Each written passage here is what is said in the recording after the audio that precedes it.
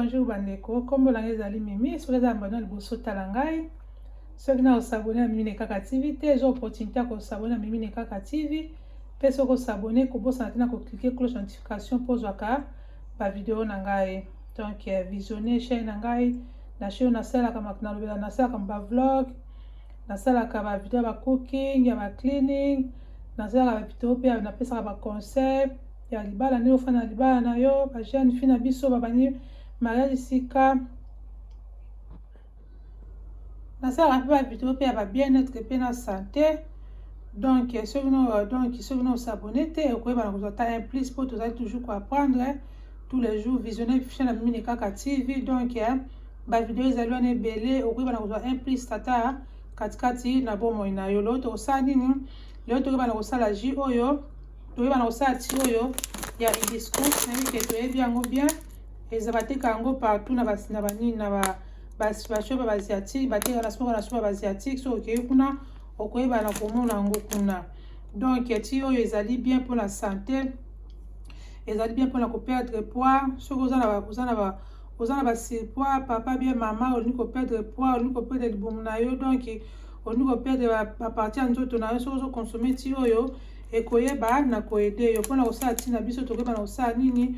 Tokoyeba na kosangisa yango na orange. Naza na orange moko, naza pe na citron pe moko. Donc nakoyeba na kosangisa, nayeba na kosangisa biloko mpona kobimisa ti na biso ya hibiscus. Donc eza na ba bénéfice ebele, soki kata na goût oki kobeta ba bénéfice. Donc mpona santé eza penza bien mpona santé na santé na biso papa pe ba mama soki tozali kokonsome yango. Donc soki ozalaka na blood pressure, ozalaka na hypertension, soki ozomela ti ya hibiscus oyo ekoyeba na koede yo, ekoyeba na kokitisa tension na omonaka tension na yo esa nini, ekoyeba na kozonga normal, edaka penza na tension. Soki papa bien mama oza na mpona tension, soki ozokonsome yango ekosala nini? Ekoyeba na koede yo. Donc kende koluka yango, ozomela yango, omonaki ekosala nini? Ekoyeba na koede yo. Pe soki oza na problème pe ya sucre na nzoto, yango mpe ekitaka pe sucre. Soki ozomela yango mpe ekitaka pe sucre kati na nzoto, ekitaka pe sucre, omonike sucre na yo ekoyeba na kozonga normal. Soki ozali komela hibiscus ti oyo ekoyeba na koede yo. Donc ezali wana eza riche na vitamine C, eza riche na vitamine C wana, donc na minéral. Donc eza na flavonoïde na laxative. Soki ozokonsoma yango mingi ekoyeba na koede yo. Vitamine C ezali wana na ba minéral pe soki ekoyeba na koede yo mpona santé na yo. Donc etetaka pe na problème ba foie pe soza pe na olingi ete ba foie na yo ezala healthy, ba foie na yo ezala toujours en bonne santé. Melaka ti oyo ekoyeba osala nini? Ekoyeba na koede yo. To yango na bapapa bamama Mimi Nekaka yaka toujours wana melaka bino toujours ba recette, asala bino ba recherche mpona koka kolakisa bino. Soki oyebaki malamu, soki oyebaki te ezali eloko ya sika mpona yo, kende na supermarché na epa banduka so bandibu tobengaka na shope basiatique, okoyeba na kosomba nini hibiscus oyo. Soki osombi yango okoti wana na kati ya diet na yo, ekoyeba na koede yo. Pe koperdre poids, koperdre libumu, ekoyeba vraiment na kosala nini? Na koede yo. Pe soki oza na problème pe ya dépression, meke dépression pe tumisaka yo mingi, soki ozomela yango ekisala pe nini? Ekoede yo pe na dépression na yo. Sikoyo na kosala nini? Na ozwa hibiscus na ngai oyo na kotia na kati ya nzungu, na kokata nango pe na lemon. Mais orange oyo nakoyeba na kopresse nini? Nakoyeba na kofina mai nango. Soki na ti nango ebeli nde nakoyeba na kobwaka yango na kati ya ti na ngai. Sikoyo nazwa nzungu na ngai, nayeba na kokotisa ya nini hibiscus na ngai oyo, nayeba na kotokisa yango pendant 35 ou bien 20 à 25 minutes après.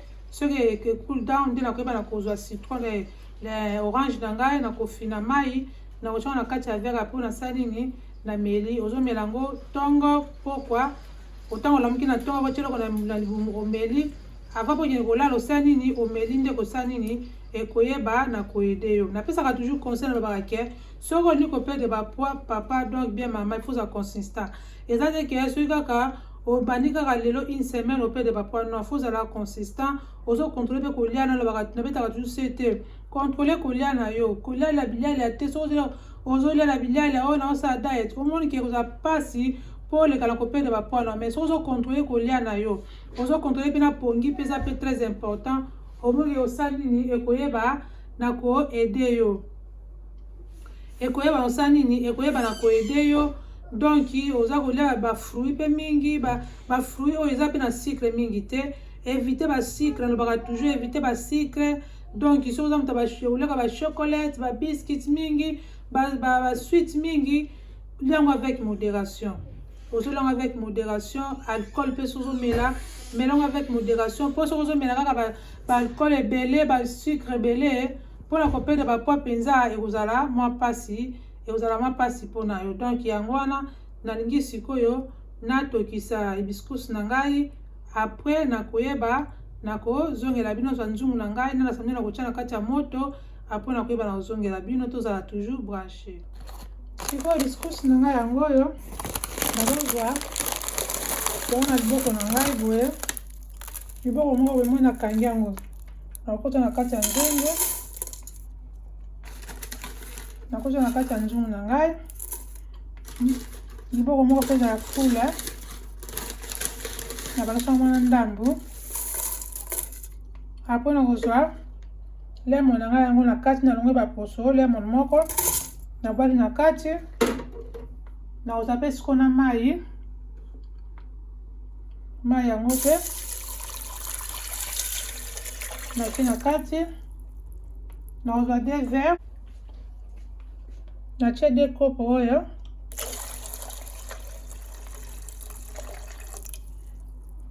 apres nakosala nini nakoyeba na kozipika siko mofuniku na ngai tantokisa yango pendant 25 à 30 minutes soki etoki comme ça nde sikoyo nakolakisa bino nde nini ekoyeba na kobima ti yango mpe ezaka kotoko se kotoko kala te nakoyeba na kokanga resho natika yango mwa moke soki ekiti moto mwa moke nde nakotia na kati ya verre na ngai nde sikoyo nakoyeba na kofina mai ya orange nakoyeba na kotia yango mpona sa nini nayeba na komela yango donc tozala toujours branché si eza kaka se kotoka ti nanga mpe yango oyo bomoni sikoyo esali ekulu temps sikoyo nakozwa yango natia yango sikoyo na kati ya container na ngai apres sikoyo nakosqueeze lemon na ngai orange na ngai nde nakotia yango sikoyo na verre nango nakomela nakolakisa bino ndenge nini ekoyeba na kobima sikoyo na squeeze sikoyo orange na ngai yango oyo nazo squeeze yango awa so nasili kosqueeze yango bajus nango wana nde yango na koutilize naza kosqueeze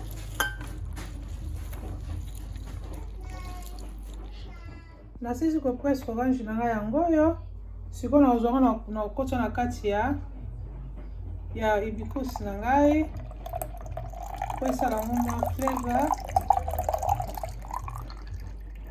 nde ezali wana donc eza neti mwa ngai eza mwa ngai donc omona so ozomela yango boye soki oke toilette omonake couleur ya toilette na yo ekochange kopanike na yo te mpo eza rouge oyo kopanike na yo te so omonake couleur ya toilette na yo echange sikoyo nde nasali yango boye nakotia na kati ya container na ngai nakobomba yango nakomela yango namei na ntongo namei na pokwa sikoyo na balon na kati ya verre na ngai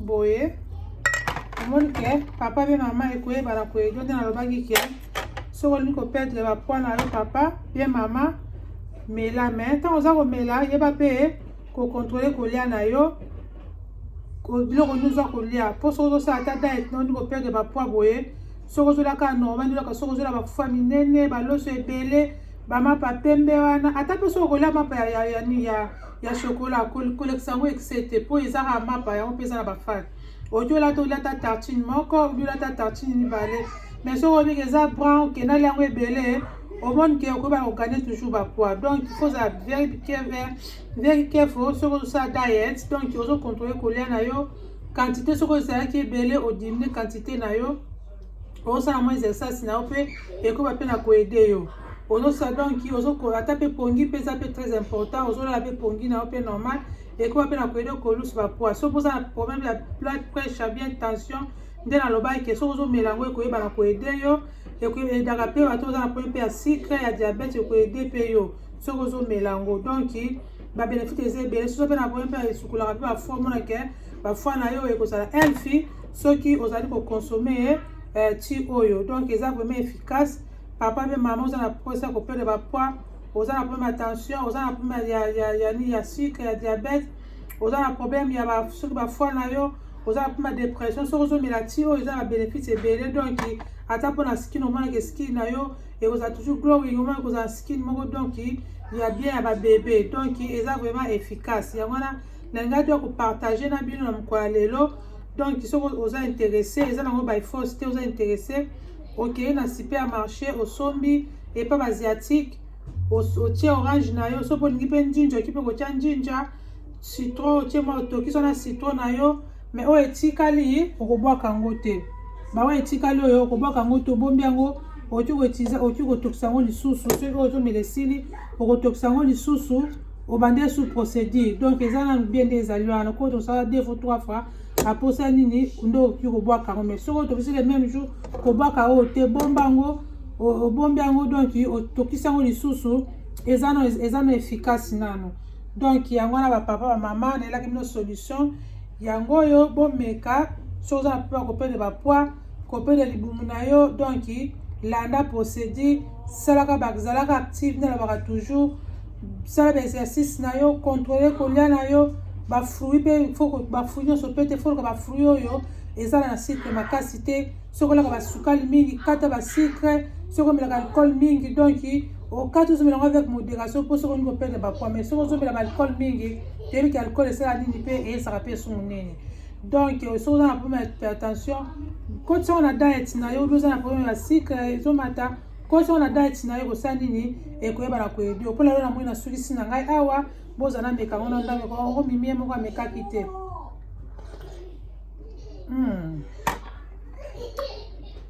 yango ngai namekeli bino eza mwa ngai donc soki oza na mposa koperdre poids okomona no ngai wana te mpe soki oza na mposa okitisa basucre na yo bien hypertension okomona ngai wana te yango nalobi soki na toilette okomona ke toilette nde kochange biso ekima mwa res kopanike te ezali mpona couleur ya nini ya ti oyo melango ntongo lamuki omeli yango na stomac vide avant poke mpe na bete mposa nini omeli yango mpe donc ekoyeba na kosunga yo tosukisi awa soki bosepeli na video na ngai bozanga te na kolake bozanga te na kokomante bozanga te na kopartage epa ndeko mosusu epa famille camarade mbala mosusu eyoki mpe kosunga ye kogarde yango kaka mpona yo moko te bosabone botune bacloche ya notification koles masi akoyebala kopambola bino soki nasali soki video mosusu na kozanga te toya kopartage mpona lelo na moi nasukisi awa namela sungwa ndambo